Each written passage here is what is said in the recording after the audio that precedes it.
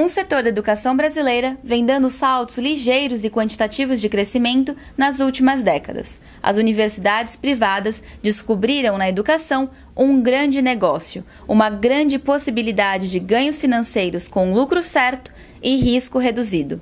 Este grande negócio foi impulsionado com o apoio do Estado. Desde que foi iniciado o Fundo de Financiamento Estudantil do Ministério da Educação, o FIES, no início dos anos 2000, milhares de estudantes passaram a contar com empréstimos para custear sua educação em instituições privadas. Hoje, 75% dos estudantes em cursos superiores no Brasil estudam em faculdades e universidades privadas. E o lucro é certo. As universidades privadas, que operam a custos de atacado, recebem por aluno valores a custo de varejo. Este é o cenário analisado por especialistas em educação neste livro editado pela Federação dos Professores do Estado de São Paulo, a FEPESP. O Negócio da Educação, o livro que está sendo lançado agora, retrata as aventuras das universidades privadas na terra do capitalismo sem risco. Olha, o livro ele é resultado de um debate que existe na sociedade já sobre as consequências do FIES e do ProUni. São dois programas sociais muito importantes que levaram para o ensino superior parcelas da população que jamais teriam acesso em outra situação. Agora, ao mesmo tempo, ele embute uma distorção, que é o financiamento praticamente sem risco para grandes conglomerados de ensino. Nós aqui da Federação dos Professores, que estávamos coletando todas essas informações, alertando a população, alertando a imprensa em geral pelo que estava acontecendo, chegamos à conclusão que deveríamos analisar mais a fundo o fenômeno da educação superior do país. Desde os anos 60, sucessivos governos realizaram expansões que se caracterizaram por um tímido crescimento da educação pública e um progressivo financiamento de empreendimentos privados. Se por um lado diversas políticas de inclusão social foram responsáveis ao longo da última década pelo acesso de estudantes às universidades, os gastos com educação pelo Estado, mal regulamentados, foram responsáveis pelo boom do ensino superior e pelas farras dos empresários. O artigo ele procurou situar o ProUni,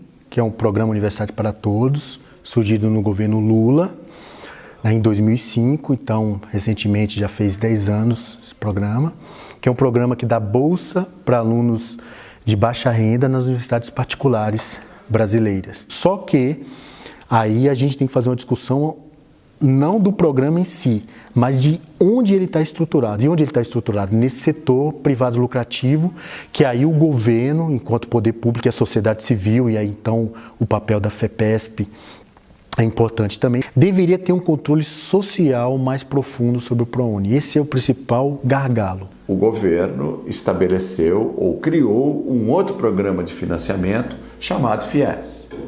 Este programa era um programa muito inteligente e, na sua origem, muito bem elaborado em termos de incluir socialmente aquelas pessoas que não tivessem uma renda muito baixa, mas também que não tivessem renda que permitisse arcar com as mensalidades das escolas de ensino superior privado. As grandes instituições de ensino privadas enxergaram neste fato uma janela de oportunidade. Significava praticamente um capitalismo sem risco.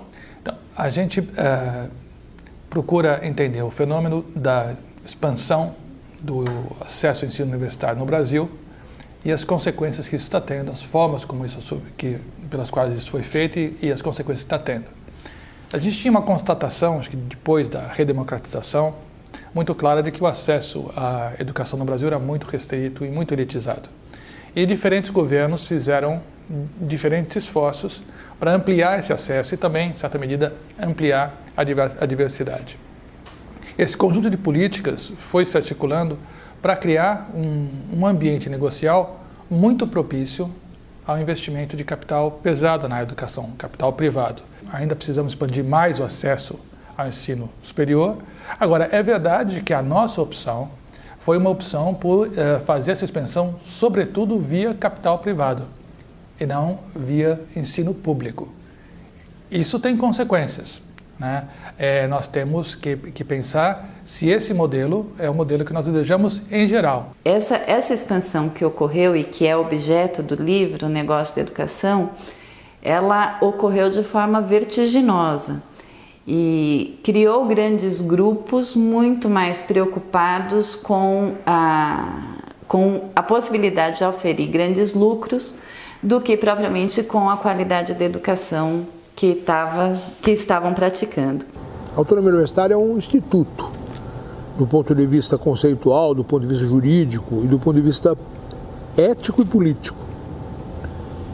E eu me dispus a escrever sobre esse artigo porque eu entendo que a autonomia universitária sofreu uma subversão no seu entendimento, provocada pela maneira como as empresas de educação encaram uma prerrogativa que não é delas, mas é da universidade.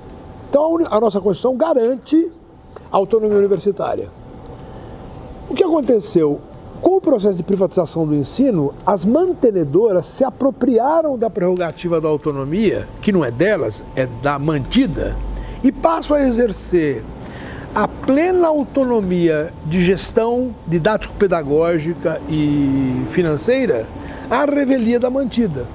Então a mantida se transformou num instrumento de enriquecimento, capitalização da mantenedora e, portanto, perdeu a sua autonomia universitária. O que dá para perceber, pela análise das principais empresas de capital aberto aqui no país, historicamente, se você olha 2010, 2011 até 2016, é que houve um crescimento acentuado, né, de mercado, ou seja, uma concentração de mercado por essas empresas, mas quando você entra um pouquinho mais na análise, você vai perceber que as empresas cresceram bastante, de forma relevante, o resultado é um resultado bom, média acima das empresas brasileiras, inclusive das empresas estrangeiras, mas o que chama muita atenção é a visão estratégica dessas empresas, que ela não é clara, né? Na medida que uma empresa não diz, né, por que ela veio e para que ela veio, que quer dizer o seguinte: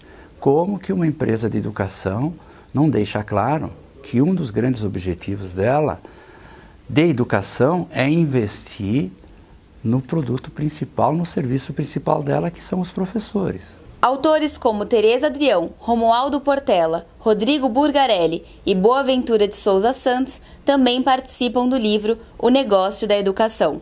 O projeto da federação, que se transformou neste livro, O Negócio da Educação, tem como objetivo contribuir na discussão da qualidade do ensino superior no Brasil.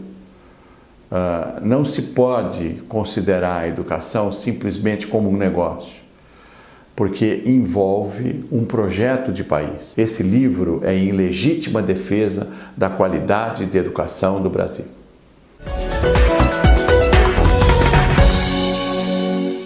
O livro O Negócio da Educação é tema do Sala de Professores desta semana. Fique ligado no canal universitário e também no canal da FEPESP no YouTube.